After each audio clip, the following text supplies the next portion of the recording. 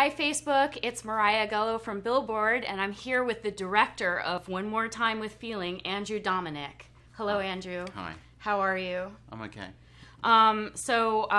This film is amazing. It's coming out December 1st. It's a release after the first showing, which was in September.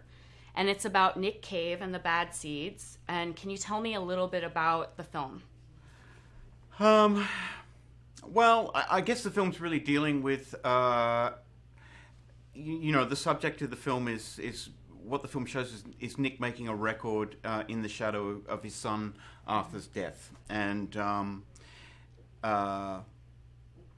it shows him and his family and the band basically trying to cope with that, or trying to keep one foot in front of the other as they move forward through the process of finishing a record. Right. And was this documentary already in motion when his son's accident happened? No. And in fact, the film was really a response to a practical problem where, Nick was halfway through making this record when Arthur died. And I think Nick tried to deal with that the way he always deals with a crisis or a problem in his life. He essentially works. He sort of mines the stuff of his life and turns it into songs. And I think he tried to do the same thing with this record after Arthur died, and just found that he couldn't. But still, he has to finish a record, and he had to promote the record. And I think he found the idea of having to go out and do press a daunting thing, because there's no way to talk about the record without talking about the context of the record, and the context of the record is Arthur, and it wasn't something that he felt that he could do with a whole lot of strangers. But at the same time, he did seem to feel, or it became clear that he felt that he needed to let people who cared know the state of the union. And his idea about doing this, was to do a film. Right. It's just like a safe space, I guess. Or a safer space, anyway. So in a way, even though the film itself has a feeling of kind of an intrusion on a tragic personal moment, it's actually kind of protecting him from the world, or trying to put a creative barrier around his grief. I think so. Yeah, I think so. I'm not really sure. This is all very fresh. Okay, so we start shooting the film within 6 months of Arthur's death, and I wasn't even necessarily convinced that Nick was making good decisions at the time. He's just basically reacting in a hand-to-mouth way. The thing about a tragedy like this is what people are confronted with is their helplessness. And that helplessness creates a wish to action. It's any kind of action, People worry about other people, and it's all just to give them the illusion that there's something to do, And I think that's why he wanted to go back and finish the record. I think the film was born out of the same kind of thing, but I wasn't necessarily sure that it was a good idea, that even making the film. But he asked me to do it, and I kind of wanted to help, and that's where it came from. All right. There's a moment in the film where Nick Cave says that trauma is extremely damaging to the creative process. Yeah. Can you talk a little bit about what he was saying? It sounds like he almost in the process of filming the movie, he starts to make a lot of realizations about what is happening. Is he trying to dispel that myth that you have to suffer for your art, or? I think for Nick he's always found it. Art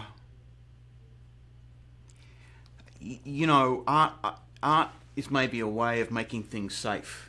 Do you know what I mean? Some awful thing happens to you. You tell yourself a story about it, or some chaotic event occurs. You write a song. You create a story. You kind of contain that event, and you can compartmentalize it. You can put it there, and you ascribe a certain meaning to it. And in a way, maybe you don't have to think about it again, or you don't have to think about it in quite the same way. It gives you some feeling of control over it. Mm-hmm. And I think Nick felt that he would be able to do that in this situation, and found that he couldn't. So for the first time in his life, he goes into a studio to try and get a handle around these feelings, and he finds that it's impossible to do it. And in fact, all of the things that he felt he could usually rely on, he actually felt like he said he actually felt like he was a different person, that person, he didn't recognize himself anymore. But for Susie, it seems to have had the opposite effect. I mean, Susie's kind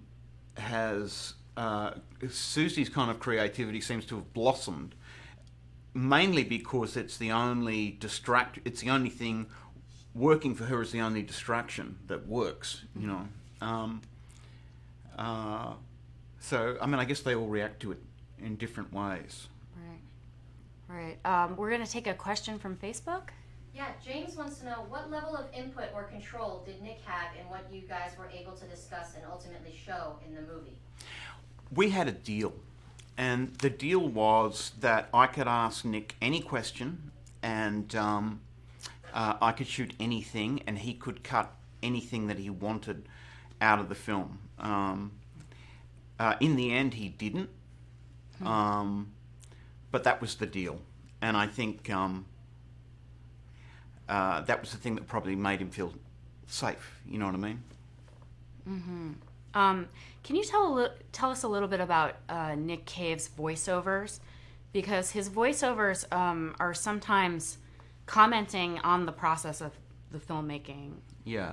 What were your choices for when you brought in those voiceovers? What were you thinking? Well, the voiceovers, again, was kind of like a practical thing. Like, I knew if you're making a movie in 3D, I don't feel like you can... you can't cut a lot. The shots have to be long. But watching long shots is kind of dull unless there's something else going on. And I came up with the idea of voiceover. That was a practical thing. But then I realized, okay, what you've really got is you've got this person who is going through an external life that's full of motion, and it's full of problems, and it's something that he has to negotiate. But inside him, something very different is happening. And the voiceover was a way to kind of give you some insight into his inner life.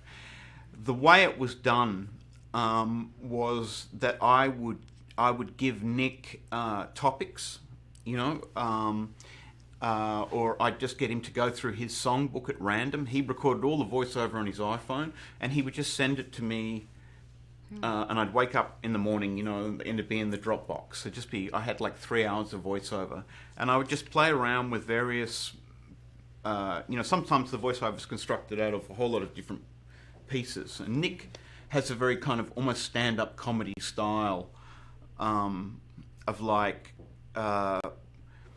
he's got like 6 balls in the air, but in the end he ties it all up in a neat little bow at the end, and I didn't want that. I kind of wanted it to be a lot more, a lot rawer, and a lot less resolved. So I would steal pieces of voiceover from all over the place, and we just muddle around and basically find things that seem to express, what we were trying to express, or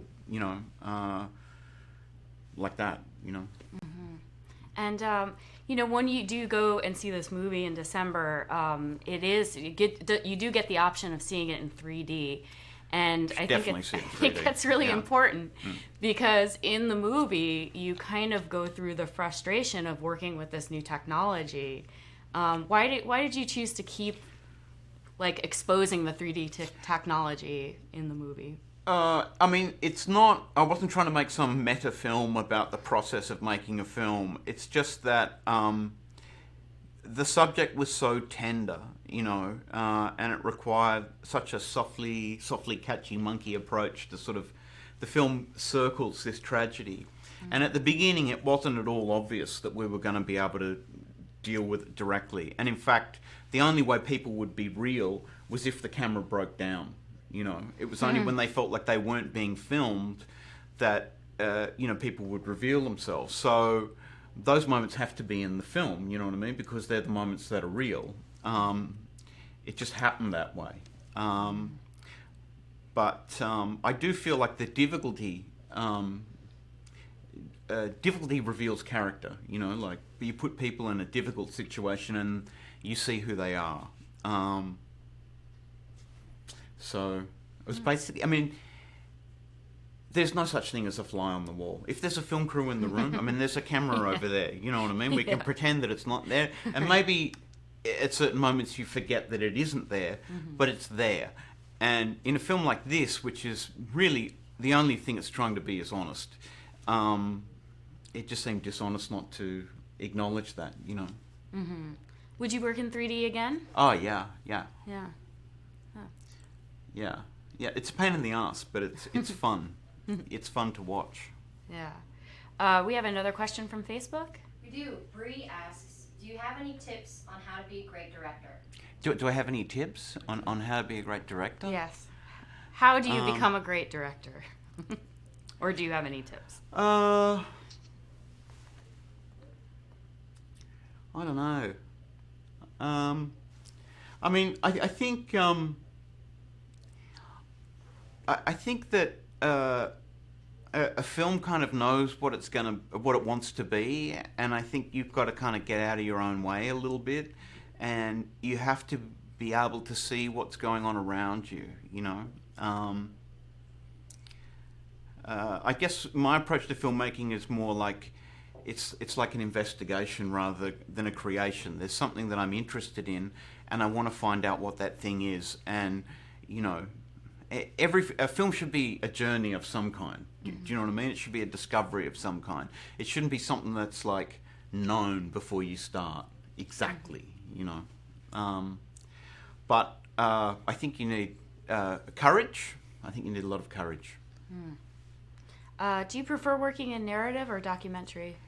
Well, it was really, really fun to make this film because it was the first time I ever went to work and I had no idea what I was going to do that day. You know, like it was impossible to plan anything.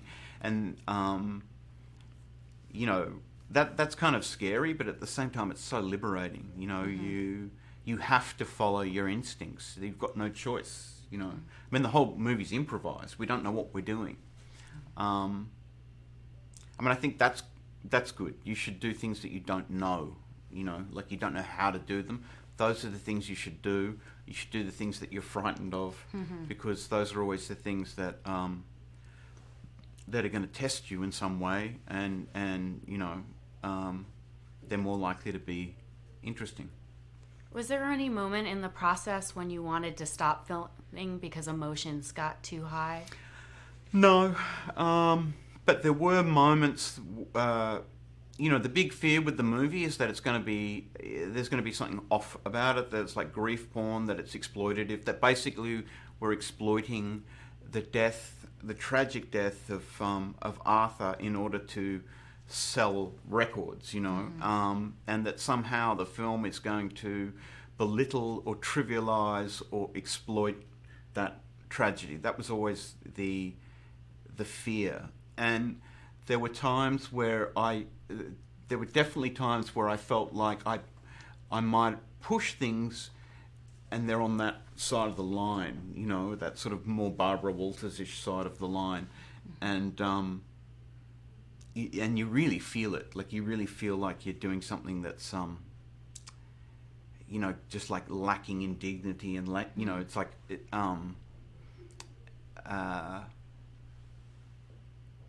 yeah.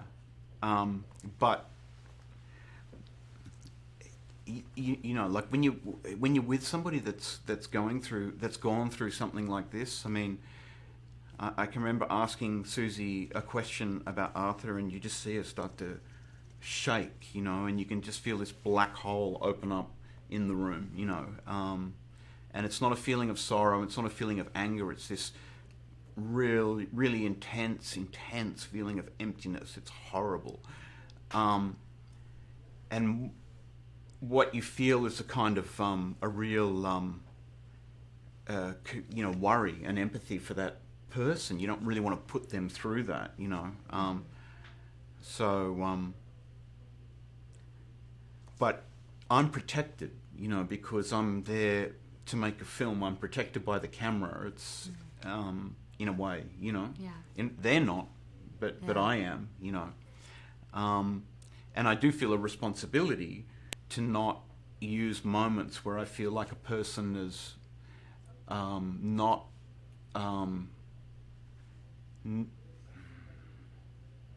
I don't know if it's not in control. I don't know how to describe it, but that doesn't have agency in that moment. You know, they need to have some agency, and I feel like it's okay for them to talk about. My criteria was if they're discussing the process of grieving, if they're giving you some insight into what it's like to live with what's happened, then I can use that. You know, that's okay. That's valid. I tended to shy away from kind of expressions of emotion that were without some other meaning, you know. Okay. We have another question from Facebook. We do. Casey asks, what films, if any, influenced your style in creating this film? I think I went back and I looked at a lot of music documentaries. I think the big one was probably Don't Look Back, because it's in London, it's black and white, and it's really a portrait of a poet, you know, which I think, you know, Nick and Bob Dylan have in common is they're really poets in a way.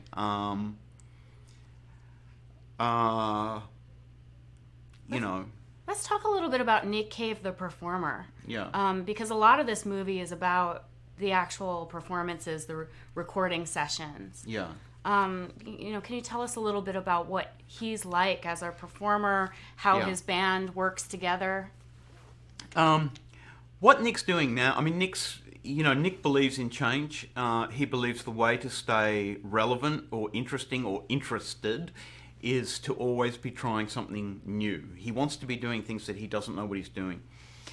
What he's doing at the moment is really fascinating. He's obsessed with that moment where a song is still in an unconscious form, where nobody really knows what the song is yet or what it wants to be, and they want to capture that. And they even go to the extremes of the first time Nick hears music that Warren has written is when he is singing the lyrics over the top. I mean, he'll just go to the microphone, but Warren will play him a loop, and Nick will start singing. He'll just randomly, and then they make a song, you know, and it's incredible. And a lot of this record is just the first time that he sung those lyrics over the basis of that, you know, the bed of that music. And he's fascinated by that because he feels like what's going on there is that he's in touch with a kind of unconscious, there's something unconscious going on, like his you know, the left side of his brain's not involved, and perhaps he's revealing something that's truer or deeper or more, you know, like tuning in to some larger thing, you know.